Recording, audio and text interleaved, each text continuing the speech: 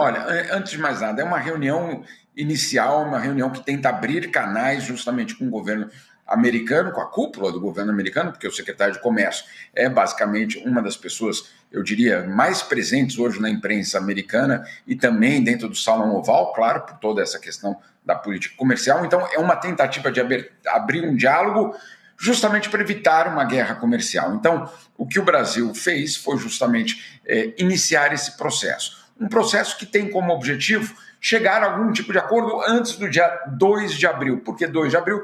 Porque é a data que Donald Trump insiste que a partir de lá algum tipo de tarifa recíproca vai ser colocada contra os países. Agora, quais foram os argumentos que o governo brasileiro apresentou à Casa Branca? O primeiro deles, se alguém tem superávit, não é o Brasil, é justamente a economia americana. Nos últimos 10 anos, 200 bilhões de dólares em superávit.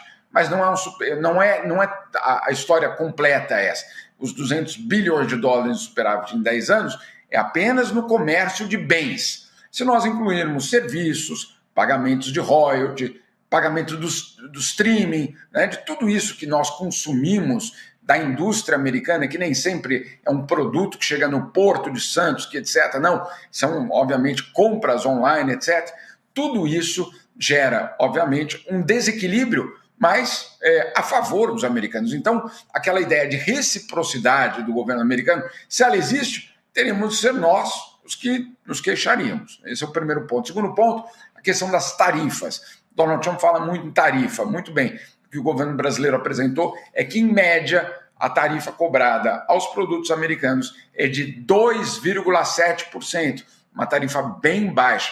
E dos 10 primeiros produtos que o Brasil compra dos Estados Unidos, 8 deles chegam ao Brasil com isenção de impostos, 0 impostos, por vários motivos, inclusive porque o Brasil entende que aqueles produtos são importantes para a indústria nacional ser competitiva. Não é nenhum tipo de favor aos americanos. Então, a tentativa do governo brasileiro foi justamente a de mostrar, olha só, esse desequilíbrio não se justifica.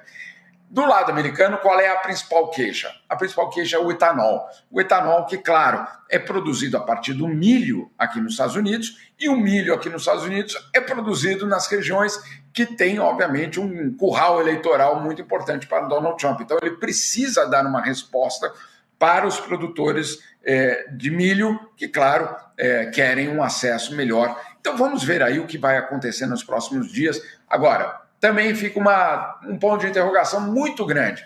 E aí eu falei justamente com o setor privado brasileiro. Que a pergunta que é feita é a seguinte: será que a questão de tarifas é mesmo o centro desse bullying, dessa chantagem de Donald Trump? Ou será que Donald Trump está querendo uma outra coisa com o Brasil que até agora não está clara? Então, entre as possibilidades dessas outras coisas, tem 2 candidatos, né? O primeiro deles, a questão das redes sociais, das plataformas. Ou seja, será que Donald Trump vai usar as tarifas para punir o Brasil por conta de um comportamento contra as plataformas sociais? Então, esse é o primeiro ponto. O segundo ponto é a China. Será que o governo de Donald Trump está empurrando o Brasil a ter algum tipo de atitude para se afastar da China? Essa também é uma pergunta que ainda não tem uma resposta clara. Ou seja, será que Donald Trump está usando sua política comercial como chantagem para outros objetivos políticos? Essa é a pergunta central.